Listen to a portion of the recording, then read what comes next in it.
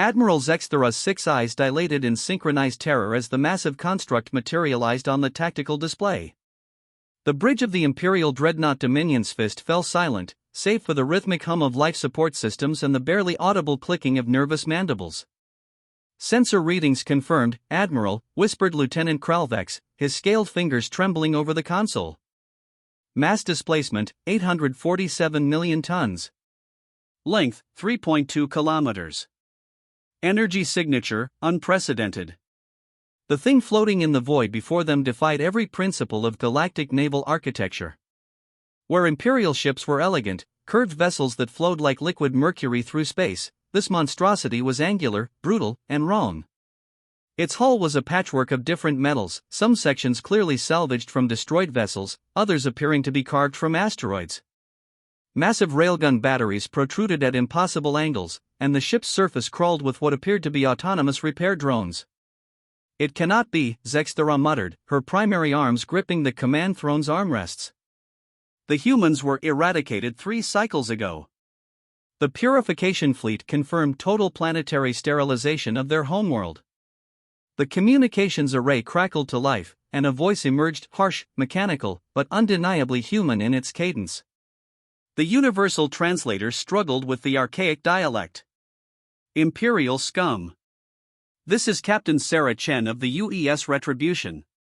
You thought you killed us all, didn't you?" Zexthera's throat sacs inflated with barely contained rage. "Impossible. Your species is extinct. The Empire's xenobiological surveys confirmed no survivors." A sound emerged from the speakers, something between a laugh and a snarl. "You found the colonies. The cities. The military bases. But you never found the miners, the deep space haulers, the asteroid hoppers. We were scattered across 1,000 systems when you came. And we've spent 3 years building this." On the display, the human ship began to shift. Sections of its hull unfolded like metallic origami, revealing weapon systems that made Imperial engineers weep.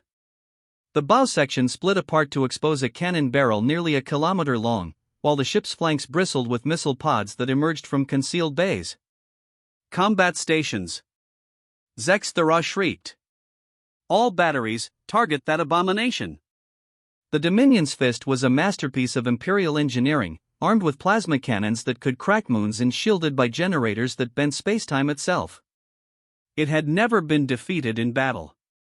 Around it, 7 other Imperial vessels moved into formation, cruisers and destroyers that had pacified dozens of systems. The first salvo lit up the void. As their energy weapons seemed to have no effect. "Analyzing their defensive systems," reported the tactical officer. "Admiral, their armor appears to be adaptive. It's incorporating and dispersing our plasma signatures." Chen's voice crackled across the communications channel. 3 years, Imperial. 3 years of salvaging your wrecks, studying your technology, improving on it. We learned everything about your weapons by digging through the graveyards you left behind." The human ship fired. What emerged from that massive cannon wasn't energy, it was matter. A solid projectile the size of a shuttle, accelerated to nearly 10% the speed of light. It struck the Imperial cruiser Hegemony's Pride amidships, and the ship simply ceased to exist. No explosion, no debris field, just a brief flare of light as matter converted to energy, then nothing. "Kinetic kill vehicle," Chen explained conversationally. "Physics is funny, isn't it?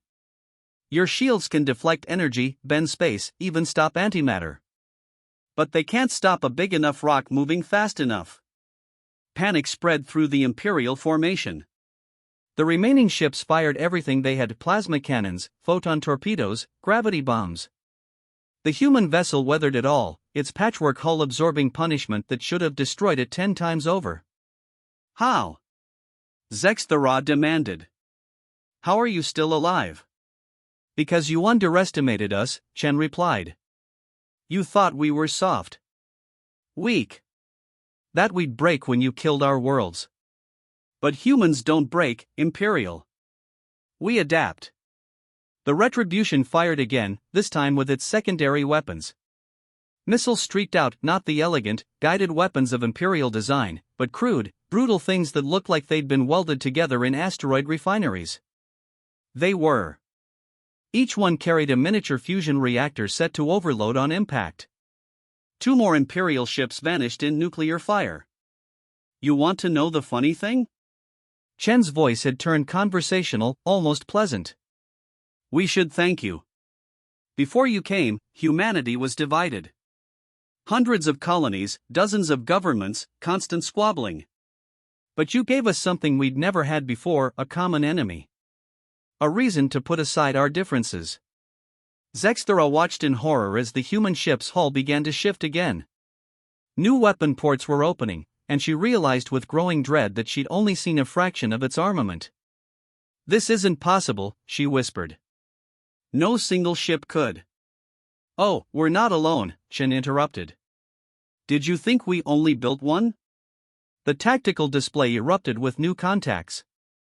Ships were dropping out of hyperspace all around the Imperial fleet, dozens of them. Each one was different, a unique fusion of salvaged technology and human ingenuity. They looked like the products of a dozen different shipyards, which they were. Asteroid mining platforms converted to carriers.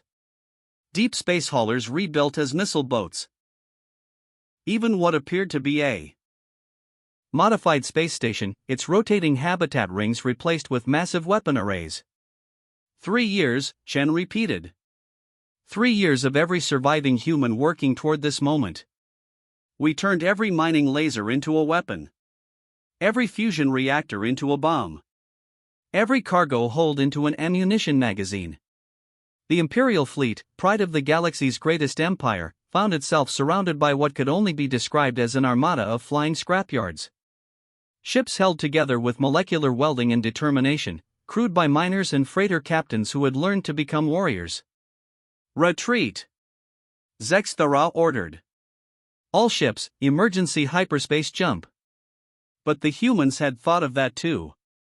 Gravity wells activated around the Imperial formation, preventing faster-than-light travel. They were trapped.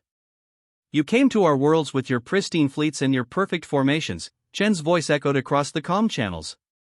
You thought war was about elegance. About superior technology. About the strong conquering the weak. The human ships opened fire as one, and space became a nightmare of kinetic projectiles and nuclear fire. You forgot the most important lesson in the universe, Chen concluded as the last Imperial ship broke apart under the barrage. Never corner a species with nothing left to lose. In the silence that followed, the ragtag human fleet regrouped. They had work to do. The Empire was vast, with thousands of systems and billions of ships.